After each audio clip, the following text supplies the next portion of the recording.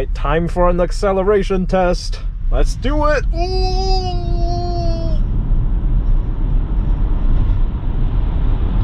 Okay. Oh wow. Okay. Yeah, Tesla don't make slow cars, huh?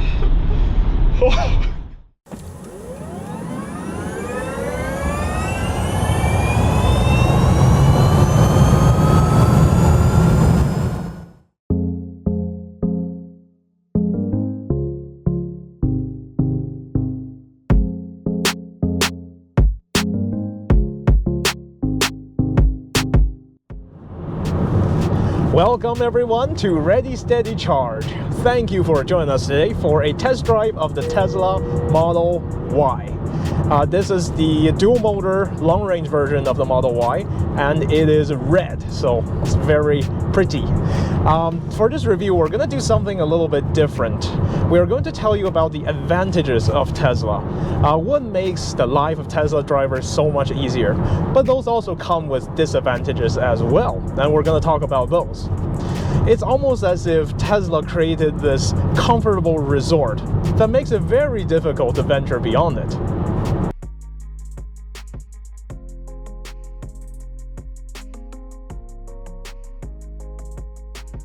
All right, John, you're up. All right, so the Model Y handles like a champ. And what I mean by that, first of all, the steering ratio and the responsiveness of this wheel is superb. There is, first of all, an option for you to adjust just how sensitive you want the steering wheel to be. I firmed up the suspension just to give it a more of a sporty feel. And as you can see, even like on highways, a little bit of twitch of the steering wheel doesn't translate to that big of a body roll. However, at slower city speeds, this definitely helps to change direction on a dime. Other than that, the suspension also helps with the feeling of sportiness. The suspension spring for a non-adaptive suspension is quite good. It's calibrated to be more of a sporty than a soft ride. You may feel a bit more bumps on the roads. However, even for a long road trip, you won't feel too uncomfortable. Now, something else I noticed in the driver's seat of the Model Y is the slight lack of rearward visibility. And what I mean by that is there being only a small slit of space that I can see through the built-in rear view mirror. However, that can be quickly aided by the use of the built-in cameras.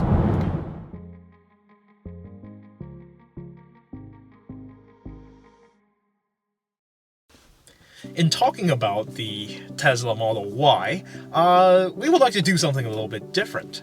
So we're going to do a little role play. I'm going to play the role of a, let's say, Tesla enthusiast, or what other people call a fanboy. And I will try my best to come up with a few criticisms of the Tesla Model Y, or otherwise known as the Tesla haters. Yes. So let's get started, shall we? Let me put on my, my fanboy hat. There we go. Okay, I love Tesla, and I think one of the biggest reasons why Teslas are great is because they're very EV dedicated. They do not have the ICE legacy, which means they can freely develop and improve their vehicle to create a very dedicated EV experience. One of these philosophies can be clearly seen on the front dash area. The Tesla only has a single central display, not even an instrument cluster for the driver. It's extremely minimalist, which I love. And the front dash looks super clean, there's nothing cluttering up the space, it's very spacious, everything is done on the screen, and everything is done in one place. And I think that's wonderful, and more vehicles should be like that. I do agree with Solomon in that from an appearance point of view, there's a certain appeal to having a touchscreen. And just a touchscreen. It makes things look very minimalistic, uncluttered. However, from a functional point of view, I would disagree with Solomon that the Tesla should be the gold standard when it comes to an interior UI design. And the reason for that is because when we look at other legacy manufacturers such as BMW, Mercedes, Volvo, surely they have your large screen and touchscreen as well. However, many of them still retain physical buttons. Why is that, you may ask? Well, it's for the ease of use, especially when you're driving and you're trying to be attentive to the road in front of you. It's much harder to navigate through a screen, especially one that takes you 2 to 3 clicks to operate. Whereas it's a lot easier to just have physical buttons, especially hotkeys that are programmable for you to select based on muscle memory. Now, many other options on Tesla, such as opening the glove box, opening the front, opening the trunk, and even something as simple as changing the air conditioning direction of airflow requires multiple touches. That to me is not a smart design decision.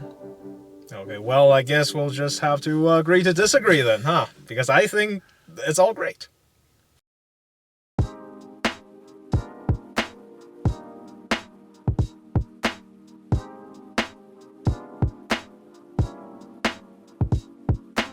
Okay, so other than the minimalistic design of Tesla, what I also love about Tesla is its software.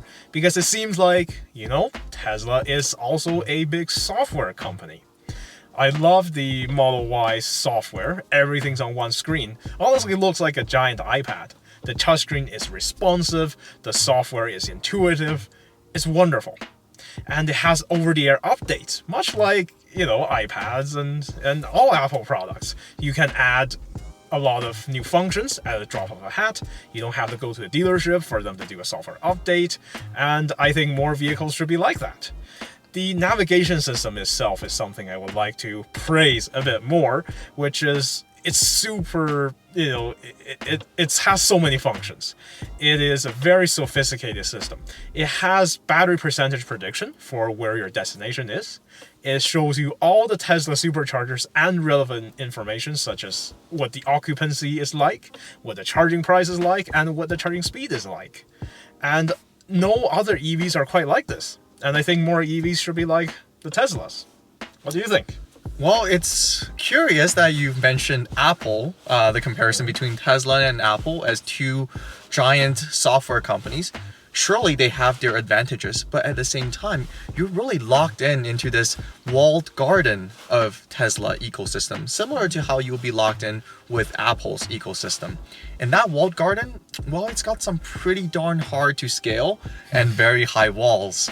A common saying within the Tesla forums is that Tesla give and Tesla can take away. Not only can the UI change over time on the software side, rendering your muscle memory completely wasted, which means overnight you may have to relearn some very important features that you were very used to for the past year or so. That can make it a very frustrating user experience, not to mention how hard it is for people who are new to the vehicle, for example, a guest who's driving the vehicle or a passenger who's new to the vehicle, just trying to find, heated seats, for example. On the other hand, when we think about the OTA updates, of course, it is nice that Tesla, unlike many of the other legacy auto manufacturers, just make it stale in terms of the features of the car. Tesla do provide more features over time. Yeah. However, Tesla has also been known to disable certain features over time as well. One example of which was that they had disabled supports for Supercharge for previously wrecked but now repaired vehicle, citing safety concerns. There is still a legal debate between a few of those owners and Tesla over the rights to repair because of that. Again, it's because of Tesla's total control over the vehicle's software system that renders it very difficult to hack through. Tesla has also been known to artificially reduce the charging speed on older vehicles, again, citing safety concerns and for preserving the battery longevity. However, that could also be a frustrating experience for many users who have been used to that claimed 250 kilowatt charging speed. The last thing I want to mention is the lack of native support for Apple CarPlay and Android Auto. That's something that many legacy auto manufacturers have came to adopt, and is something that many of us have came to appreciate. There is a workaround through the built-in browser on Tesla Model Ys. However, it is not a seamless experience, and it's not something that we can recommend. Well, I think Tesla software is great. So let's again agree to disagree. All right. Yeah.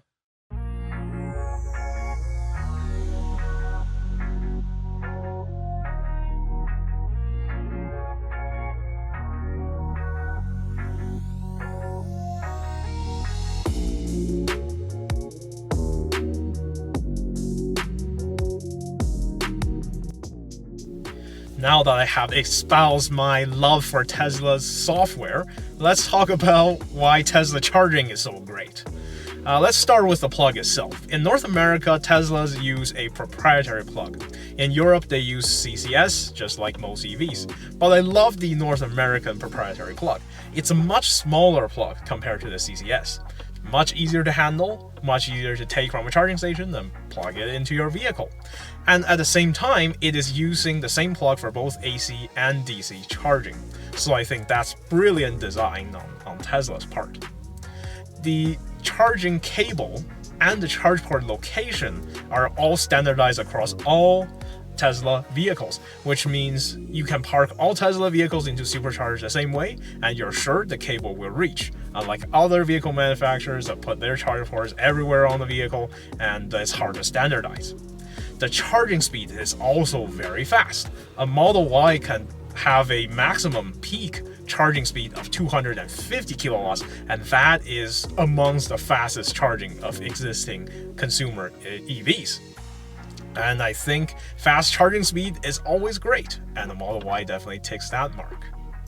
On top of that, superchargers often have many more stalls than charging stations that are meant for non-Tesla EVs. A lot of times there are 6 to 8 charging stalls at each supercharger, whereas for other vehicles charging stations, there's only 1 or 2. So I say in terms of charging, Tesla has a big leg up against all other EVs. Let's take a pause here and discuss a few more details about charging the Model Y. Let's also look at a charging session before John shatters our grand illusion about Tesla's greatness. We drove the battery down to 51% before we started charging. I wish we could go lower, but we have limited time with the Model Y. The Model Y can only achieve the highest charging speed when you start charging at 10% battery or lower. And like all EVs, the higher the state of charge, the slower the charging speed. We came to Crossiron Mills, which is the only supercharger in or around Calgary at this time. On the weekends, this supercharger is almost always fully occupied. This brings us to the next thing you should know about superchargers, which is that every 2 supercharger stalls share power. For example, the Crossiron Mills supercharger, a site with 8 V2 supercharger stalls, provides a maximum power of 150 kilowatts for every 2 stalls. The stalls are labeled 1A, 1B, 2A, 2B, 3A, 3B, 4A, and 4B. Stalls 1A and 1B shares 150 kilowatts, stalls 2A and 2B shares 150 kilowatts, and so on and so forth. When you come to the supercharger, the vehicles should populate every other stall first. So 1A, 2A, 3A, 4A before the 5th vehicle comes and plugs in to share power. Unfortunately for us, we needed to share power for this entire charging session, because the charging station is fully occupied. Here is the time lapse of the charging session, and I do need to apologize for the charging screen being blurry and difficult to see. It's very difficult to film. After a software update, Tesla has moved the charging screen to a tiny area on the top left corner. I have made a charging graph to help you see what the charging speed is during the entire session. When we plugged in, this Model Y has a preheated or preconditioned battery. which means we should have a relatively good charging speed. We will discuss about the preheating or preconditioning a bit later. Right off the bat, the Model Y is charging at around 60 kilowatts. There are small fluctuations, but it seems to be a plateau until we get to around the 15-minute mark. We believe that the Model Y can charge at a faster speed at this point, but it is limited by the power sharing with the other charging stall.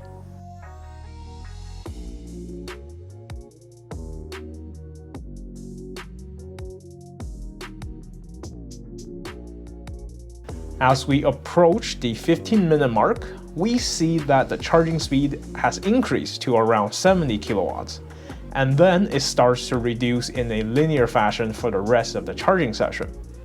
The Model Y, like all EVs, will charge slower and slower as the battery fills up, and the Model Y has a linear decline in charging speed. This reduction in charging speed is likely done by the vehicle itself and not caused by the power sharing.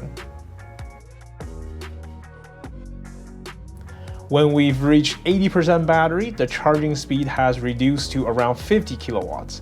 This is actually still pretty fast at such a high state of charge.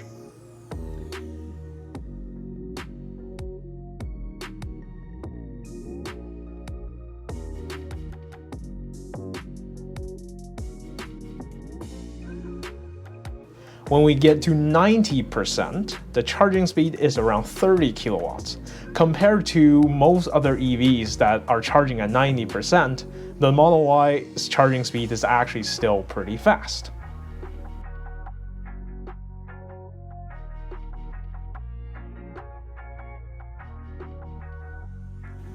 As we approach 95%, the charging speed is around 20 kilowatts. The entire charging session took about 45 minutes. Now that I have stated all the advantages of Tesla's charging, I think you will struggle to find anything bad to say about it. Well, you know, Solomon, that I've never been a fan of proprietary plugs. I don't like, for example, Apple's decision to go with things like the Lightning port or even the 30-pin proprietary plugs, because of that lack of standardization. Proprietary hardware and softwares always have their downfalls. But I do want to agree that, first of all, that peak charging speeds on Teslas are great. 250 kilowatt sounds like a lot. It's still one of the highest charging rates for all EVs out there. However, the average charging speed for Teslas are not something, that we can really drool over. There are, in fact, lots of non-Teslas which have a faster 0 to 80% charging speed in comparison to the Model Y. Something else I will also want to talk about is surely that there are more charging stalls per charging location for Tesla superchargers when compared to many of the universal DC fast charging locations. However, there are way more universal DC fast charging locations than Tesla superchargers, especially in a non-urban environment such as rural Alberta, where government has received funding, whether through the provincial or the federal level, or sometimes even municipal, to build universal fast charging stations. Unfortunately, Tesla, due to their proprietary plug design, has not been able to share that piece of cake in terms of building their charging infrastructure using government funding. And as a result of that, Tesla vehicles cannot take advantage of those universal charging locations without the use of an adapter. Talking about adapters, currently Tesla can only use a CHAdeMO to Tesla proprietary plug. That is only sold by Tesla alone for quite an expensive chunk of money. And with that, you only get a top charging speed of 50 kilowatt maximum. When you have such limitations in place, it's pretty clear that Tesla do not have an advantage in areas, in locations where they do not have a network of Tesla superchargers. Now, going into the near future, Tesla will be retiring all of the CHAdeMO to Tesla adapters in favor of a CCS to Tesla adapter. Now, currently, there are some third-party adapters that allow for that connection. However, Tesla has recently made the decision to disable support for those adapters, third-party adapters, through their software update. Again, we can see those are the reasons why I don't appreciate a total control and almost an authoritarian control over their software system. Tesla in Europe can use the CCS plug, and I really applaud that decision. And I hope that in North America, we can come to a decision soon as regard to whether or not we'll be moving towards universal CCS adoption, or whether adapters will be provided for vehicles who are either Tesla or the reverse adapter for other legacy automakers to be able to use Tesla's supercharging stations. Well, I think the solution to Tesla's charging woes is to just build more superchargers. Well, yeah.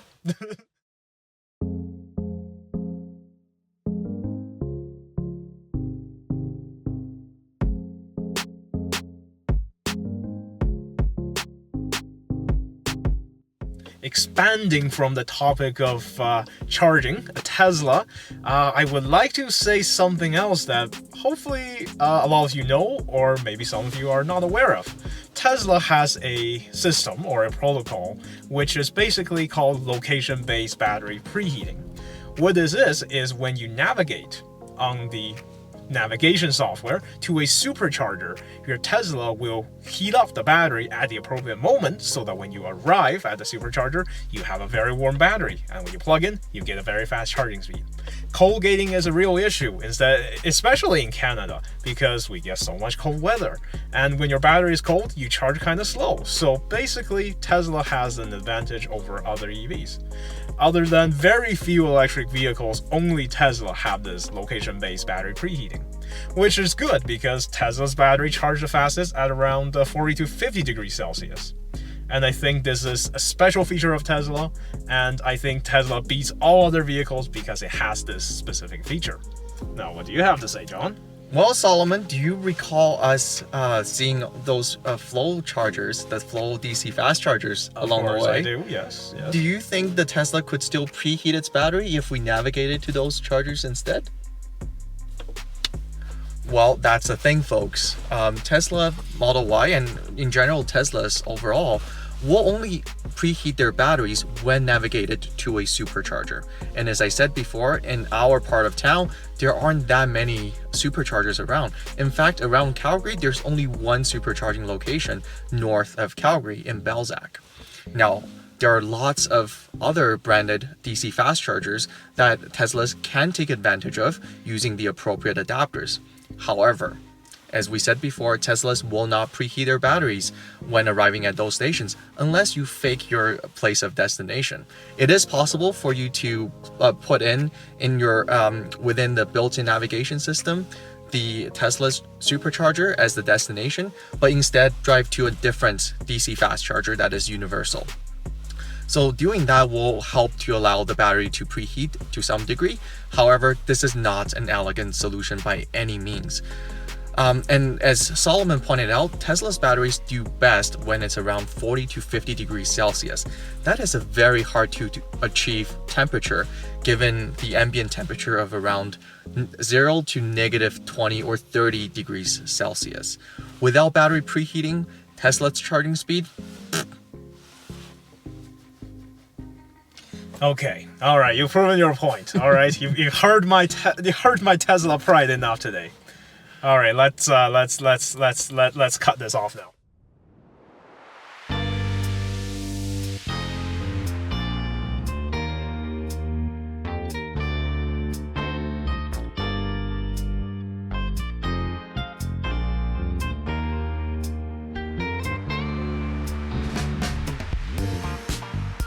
For people in Alberta who are interested in a Model Y, there's something you should know, which is there are only 2 service centers currently in existence in Alberta.